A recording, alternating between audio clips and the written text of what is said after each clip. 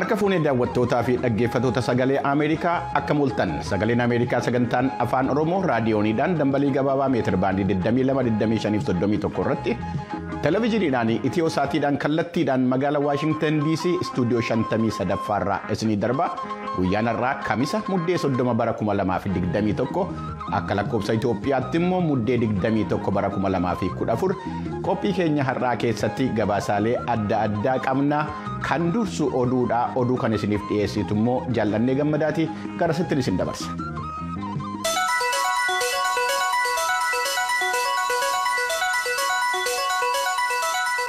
Attamooltan oduun har'aaf qabnu kunoo.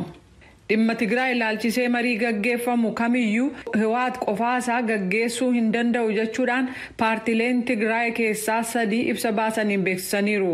Saalsaay Wayyaanee Tigraay Baayitoonaa akkasumas Wuddib Nitsinnaa Tigraay ibsa baasan kanaan hawaasni addunyaa wal waraansi karaa nagaan akka xumuramu yaalii taasisaa jiru ni dinqisiifannaa jedhan. Rakkoon jiru karaa nagaa akka furamu haleellaan samiirraa Tigraay irratti gaggeeffamu hawaasni addunyaa akka dhaabsisu. Gargaarsi dhala namaa danqaa malee akka seenu akkasumas biyyoota walitti bu'iinsa kana keessa harka galfatan ittiin jedhanis gocha kanarraa akka of qusatan jechuudhaan tarkaanfiin qabatamaan akka fudhatamuuf gaafataniiru. Nagaan waariinsa qabu kan argamus paartileen Tigraay keessaa hundaa fi humnootiin Tigraay keessaa marii hirmaachiseen ta'uu hubachiisee jira. Hawaasni addunyaas kana hubachuudhaan deemsa nageenyaa gaggeessuu qabaa jechuu isaanii Mulugeetaa Atsbahaa Maqaleerraa gabaasee jira. Barreessaa kitaabotaa beekamaa Tasfaayee Gabra'aab sirna awwaalchisaa har'a Waaree irratti magaalaa Asmaraa keessatti gaggeeffamee jira. Maatii, firoottanii fi hiriyoonni isaa akkasumas namoonni isa dinqisiifatan lafa argamanitti bakka Haas jedhamutti awwaalame. Bara 1961 Bishooftuu keessatti kadhalate Tasfaayee Gabra'aab barumsa isaas achumatti itti fufuusaa seenaa isaa irraa baruun danda'amee jira.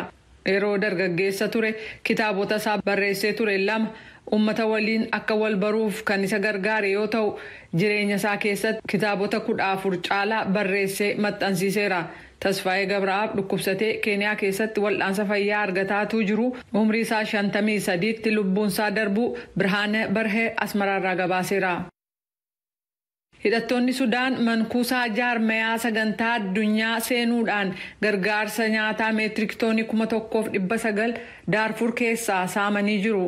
Hookkarri Daarfur gama dhiyaa keessaa hammaachus aangawoonni roobii kaleessaa ibsanii jiran. Magaalaa guddoo Daarfur kataate Elfaashaar keessatti kanneen jiraatan akka jedhanitti gaafa kibxataa galgala lafa gargaarsi nyaataa kaa'amee jiru sanatti dhukaasa jabaatu dhaga'amaa ture.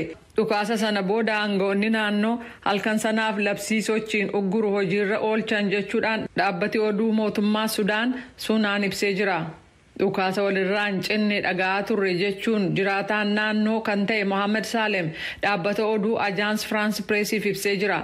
Aangawaan sagantaa nyaataa addunyaa akka jedhanitti gargaarsa nyaataa namoota akkaan miidhaman lubbuu oolchuuf jecha kuufamee ture kana hangam akka hatame qorataa jiru. Sudaan keessatti nama 3 keessaa tokko gargaarsa dhala namaa ka barbaadu ta'uu Sudaanitti qindeessaan gargaarsa dhala namaa kan tokkummaa mootummootaa dubbataniiru. Bulchaan Daarfur Miini Manaawii saaminsa kana balaaleffachuudhaan kanneen itti gaafatamoo ta'an seera duratti dhiyaatu jechuun tiwutarii irratti barreessaniiru. Kadhiyeenya kana du'aan boqotan Arkibiishop Desmond Tutuuf kabajaa kennuuf jecha magaalaa Cape Town keessatti sirni bakka bu'oota amantii adda addaa hirmaachise kaleessa gaggeeffamee jira. Sirna galma bulchiisa magaalaa Cape Town keessatti gaggeeffame kanarratti maatiin Desmond Tutu hoogganoonni amantii kiristaanaa Budahaa Juushotaa fi Musliimotaaf kan aadaa Afrikaa irratti argamaniiru. Kanneen irratti argaman kun irri jireessi isaanii halluu uffata tuuttuu jaallatan uffatanii turan. Uummanni biyyattii warri jalqabaas gogaa uffachuudhaan qabee mataa beeladaa ol kaasanii kabajaa qabaniif ibsaniiru. Sirni walleelee dhiyaates wallee bara 1980 Afrikaa keessatti beekamuu fi qabsoo farra apartaayidii keessatti faaruu uummataa akka ta'etti ilaalamuuf beekamaa turetu dhiyaate. Arkibiishop Desmond Tutu umrii isaanii 90tti dhuma torban darbeerra boqochuun isaanii ni yaadatama. Saanduqi reeffa isaanii baate kamisa har'a Kaatedraala Seent Joorji kan Cape Town keessa kaa'amee jira. Hanga gaafa sanbata awwaalamuttis achuma turaa jedhameera.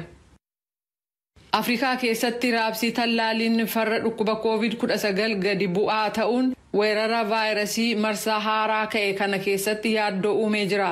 Waaltaan ittisaaf to'annaa dhukkubootaa kan Afrikaa akka jedhutti 227 ta'an du'uun gabaafamee ture. Biyyoota Afrikaa keessaa 20 qofaatu hanga walakkeessa baatii muddee kanaatti uummata isaanii 100 keessaa harka 10 qofa tallaalee jedha tokkummaan mootummootaa.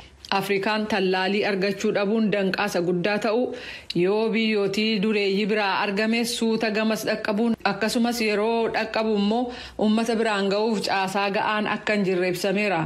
Gaafa muddee 22 mootummaan Naayijeeriyaa tallaalii gargaarsaan argame kan AstraZeneca jedhamu miliyoona 1 caalaa yeroo inni itti hojiirra oolu waan darbeef jecha dhabamsiisuusaa aangawoonni beeksisanii turan. Gama kaaniin gamtaan Afrikaa fi waaltaan ittisaaf to'annaa dhukkubootaa kan Afrikaa tallaaliin sun Afrikaa keessatti akka oomishamuuf dhiibbaa gochuuf yaalaa jiran. Rakkoon biraa immoo biyyoota tallaalii argatan keessatti baqattoota tallaaluuf danqaa gama bulchiinsaa fi kanneen biroo jiraa jedhu dubbi himtuun dhaabbata baqattootaa kan tokkummaa mootummootaa yookaan UNHCR.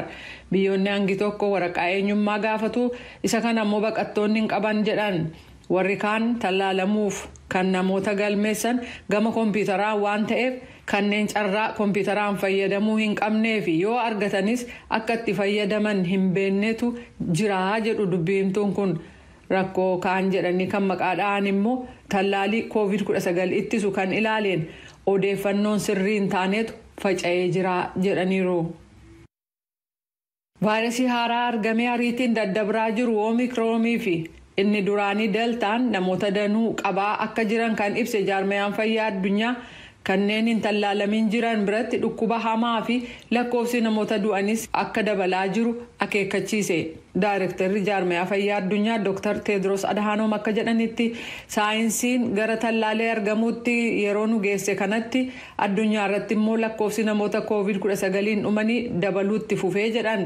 Lakkoofsi kun dabaluuf sababaan weerara kana dhabamsiisuuf walii wajjin hojjechuuf fedhiin siyaasaa hin jiru jedhu.